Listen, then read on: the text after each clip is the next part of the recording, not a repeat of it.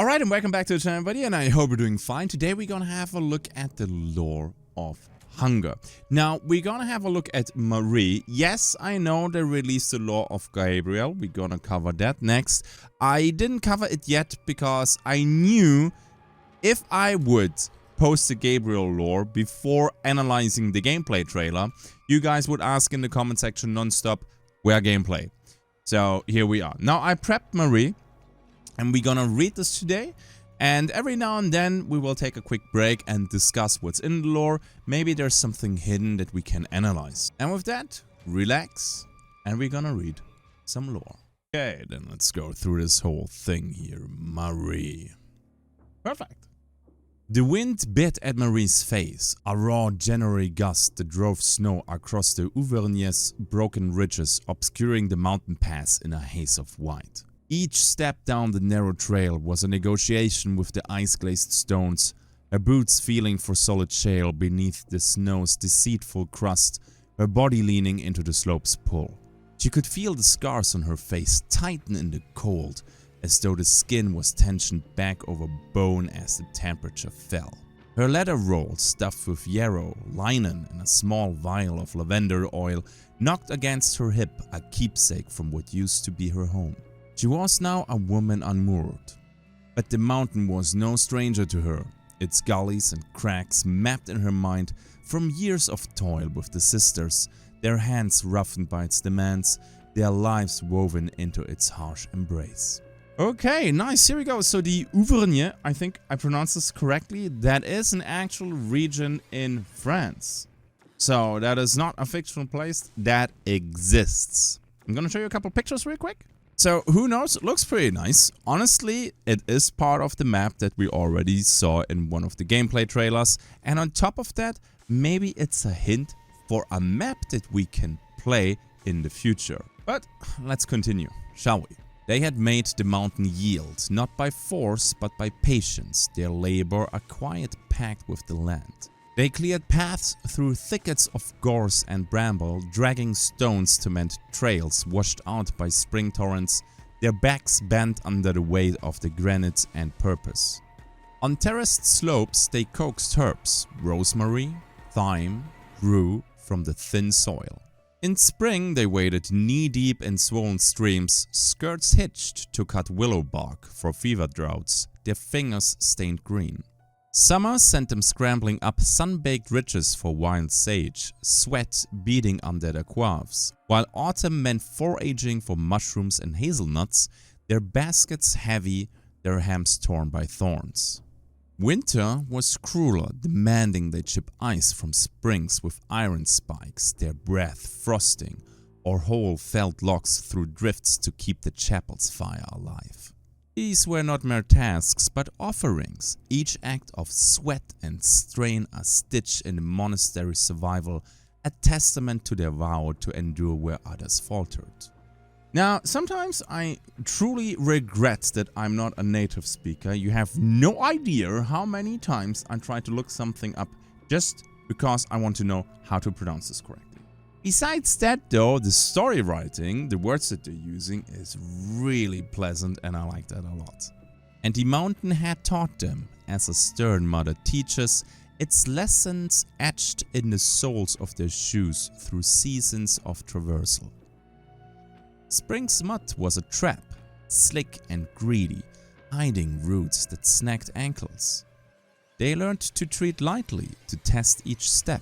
Summer's skies could turn in an hour, clouds piling over the peaks to loose thunder and jagged lights. They watched for the air's sudden weight, the hush before a storm. Autumn fogs cloaked the paths, swallowing landmarks, so they marked trails with cairns or trusted the shape of a ridge underfoot, their eyes half closed against the mist. Winter was the hardest tutor, its ice turning shale to glass, its snowpack groaning with the threat of avalanche. They moved low, knees bent, ears pricked for the mountain's warnings. Sister Therese, wiry and sharp-eyed, had shown Marie how to spot the faint sheen of black eyes, a killer veiled in snow. Sister Claire, broad and deliberate, taught her to judge a slope's tilt by the strain in her legs to feel the ground's truth. Marie, a peasant's daughter, took to it quickly, her hands nimble, her gaze keen, absorbing the mountain's lessons as she did the cloister's psalms. She was exiled now. Marie, her breath clouding in the cold, felt no bitterness, only a quiet ache. Okay, so we got exiled? Is this by choice? Did we do something wrong? What happened? So apparently this one-liner here has quite the twists. Let's read on. As she chose her steps, she thought too of Agnes, the betrayer, her pinched face in the potting shed, her voice a hiss as she accused Marie of sins not her own. Agnes had hidden the soldier, his wound festering, his mind unraveling from fever. Marie had tried to help, had cleaned his leg, whispered calm, only to face his clawing madness, his hands tearing at her. Everything that had passed felt at once momentous and trivial, a chain of small choices. Her offer to tend Etienne, her silence to protect Agnes, her trust in the cloister's mercy. That had seemed, in their moments, mere acts of duty, yet had unraveled her life, each decision a thread pulled loose until the fabric tore. Agnes had been beyond distraught when the truth spilled out, her wails echoing in the cloister's stone halls, her hands tearing at her coif, her eyes wild with a grief that seemed to consume her whole. To exile her would have been a death sentence, Marie admitted. Agnes, city-bred and frail, knew nothing of the mountain, no knack for spotting ice, no strength to ford streams, no sense of the richest shape in fog.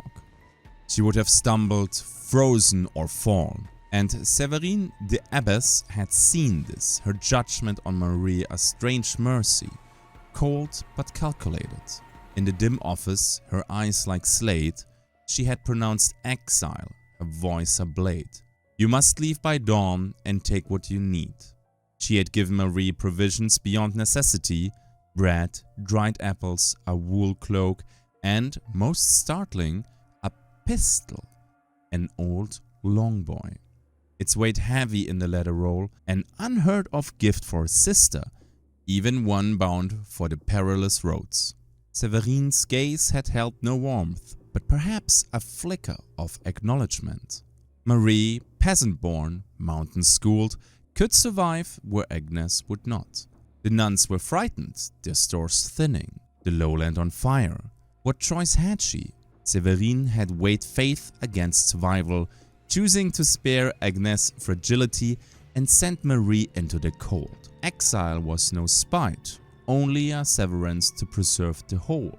And Marie, her breath misting in the gale, bore no grudge, only a faint sorrow for the herb garden she would never tend again, its rows of rue fading in her mind.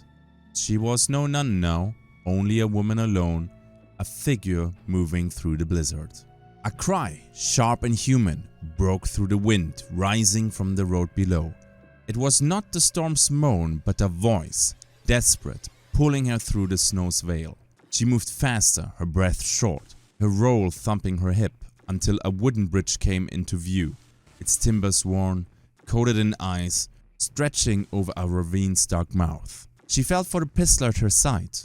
A kindness or condemnation from Séverine, she could not tell which. The scene halted her. A coach hung from the bridge's splintered edge, its frame tangled in ropes and broken beams, swaying like a pendulum over the ravine's shadowed jaws. Its 6-horse team strained to hold it. 3 lay dead, their hides gashed, stiff in the snow. 2 thrashed, legs shattered, their screams piercing the gale. 1 mare, dappled and faltering, hoofs clawing at ice, her breath a fleeting cloud. Shadows stirred within the coach's tilted husk, vague forms clinging to jagged wood, their hands bloodied, their cries muffled by the storm. Who they were, how many, Marie could not discern. Only a desperate pulse of voices, high and low, pleading through the wind. On the bridge, a boy lay sprawled, thrown free in the crash, his arm broken, bone jutting through skin. Marie knelt, her hand steady, tearing linen from her roll to bind his wound. She shaped a splint from a jagged plank, her fingers swift. She hummed low, quietly working on the arm as he sucked air through his teeth, his eyes wide with pain. "Who's in the coach?" she asked. The boy's lips shook, his voice a wisp. "My family." His eyes drifted to the swaying wreck and Marie nodded. She stood, the splint would solve his arm for now. Then a movement caught her eye. The unmistakable glint of a knife's edge flashing by the mare's robe. She had not noticed him on approach, a figure, lean in a snow-crusted coat, hunched low. Then she realized what he was doing. He was hacking at the taut line that held the coach aloft, the only tether keeping it from plummeting into the ravine. Her heart seized. "Stop!" she called, her voice splitting the gale and causing the man to look around. The man rose, his face hard with contempt, sneering as he faced her. She recognized him, the man who drove the coaches across the pass. "Who the devil are you?" he said, lifting his knife. "Wait, the tossed out nun?" He spat into the snow. "That slut was just crowing to me about your removal." Marie stood, her eyes steady, moving towards where he knelt. The lines taut as an anchor's chain, holding the coach against the bridge's edge, the dead and dying horses its only counterweight. "You will not cut those lines," she said. His laugh was sharp and bitter. "Some girl giving orders? That mare's mind you. The idiots should have jumped." His eyes flicked to the boy, then the lines. "You'll kill them," she said. She looked at him calmly as her hand slid the pistol from its hiding place. Something within her moved, twisted, like a knotted rope that had whipped around within her, smashing against the walls of the cloister. A hardness, a suspicion, a willingness to do what others could not. It had made her life of supplication impossible. Now it was thrashing within her. "There's time. Help me." She knew there was no kindness in her offer, that it was a different sort of offer, a direct one, one that she knew would be impossible for him to resist. He snorted, his knife hovering near the rope. "Help you? This is already done." She drew her pistol, leveling it at him, her voice steady. "I will kill you," she said, waiting.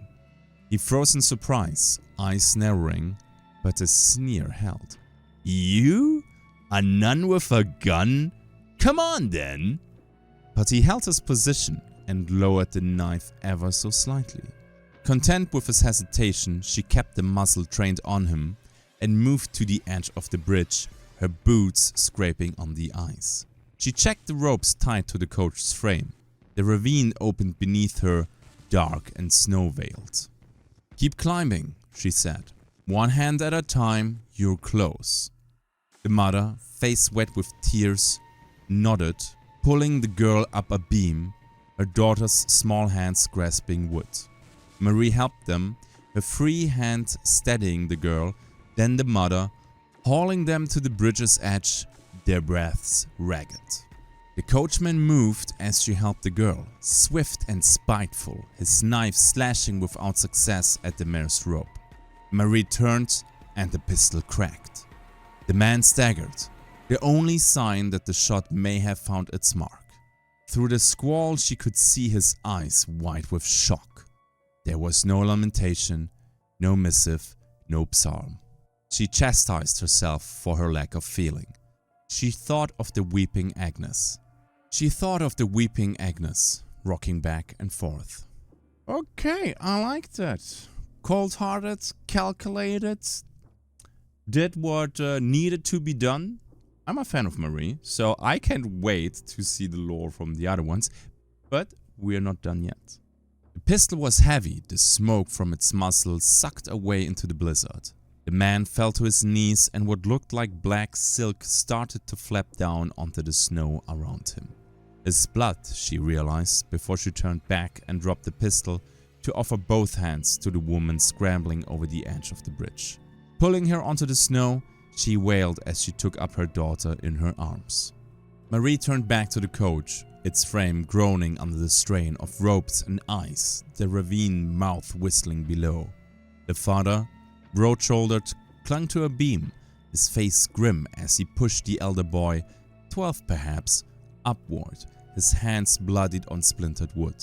She leaned out. "Hold fast to that side," she called. One hand, then the next. The boy's eyes met hers, wide with fear, and she stretched her arm, fingers brushing his, ready to pull him free. The father grunted, heaving himself higher, his strength beginning to fade in the cold.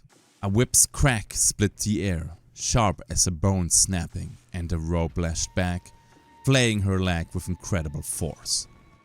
Marie cried out, an instinctive sound. She stumbled, blood seeping through her torn habit, and looked to the coach as it shuddered. The severed line whipping in the air beneath the bridge. The frame tilted, wood splintering with a groan, and then it broke apart. A scream of iron and timber, plummeting into the ravine. The father and elder boy, still clinging, vanished with it. Her leg throbbed, but her eyes snapped to the bridge where the coachman stood, somehow alive, his knife shining, the cut rope at his feet. His face was pale, blood soaking his chest, yet he stood.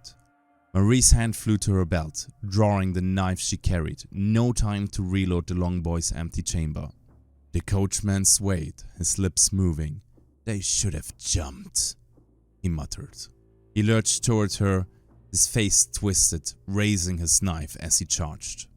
Marie sidestepped. It was a mocking movement, so economical that an observer may have mistaken it for luck on her part. The coachman, wild with rage and then confusion and then shock and then fear as Marie watched him implacably as he slid past her on the ice.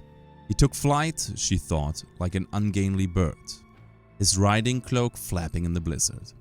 And then he collided with a rock or an outstretched branch, and she watched him touch the side of the ravine several times as his body fell apart. Then what remained disappeared into the cloud. The mother wailed, clutching her daughter, the boy trembling beside them, his splintered arm tight against him. Marie's leg bled, her knife still in hand, but she sheathed it, her breath fast, her mind suddenly a tumult. She turned to the mare, the single survivor of the team, its eyes wide but steady. She helped the mother and daughter onto the mare's back, their weight light against its strength, and steadied the boy, his face pale. "We must move, or else the cold will take us." The mother, eyes hollow, nodded, her daughter clinging to her, the girl's face streaked with snow and tears. "My husband, my boy," the mother whispered. Marie looked to the ravine and said nothing. She took the mare's reins, her mind on the road down. "Can you walk?" she asked the boy. He nodded, lips pale. The blizzard roared. Marie glanced at the bloodied snow where the coachman had stood, now empty, the storm erasing his trace. She bound her leg with linen from her roll and retrieved the pistol. Leading the mare, the mother and daughter astride, the boy at her side, she started toward a village she knew was below, her boots cutting through the snow as Sister Therese had taught her. And here we are. We read the whole lore. I hope you enjoyed it. As always, in case you enjoyed this good night storytelling for grown-up gamers, a like would be appreciated. Thank you very much. Now, what do I think about the lore in Hunger? First of all, whoever did the writing for this, good job. I like it. And the way how they introduced Marie to us with the lore, she seems to be very... yeah, it's somebody who calculates and then acts. Not a lot of emotions there, which I like. So let's see what crazy lore they will come up with the other ones. But for today, we're gonna roll the outro. Quaff. Quaff. Quaff. Quaff. What the? Fuck. He was hacking at the top. What? Taunt? Toot? Tot. Tot. Tot. Taught, Tot. Tot. Tot. Taught. Taught. Great. Fucking great. What a ride. I hope you enjoyed today's episode. As always, I want to use this moment to say thank you to my patrons. Much appreciated for supporting me over on Patreon. You guys are, as always, much appreciated. Thank you for watching some Hunger lore. Sweet. Gabriel is next. And then let's see who we will cover next. I see you in the next one. Until then, have a good day and bye-bye.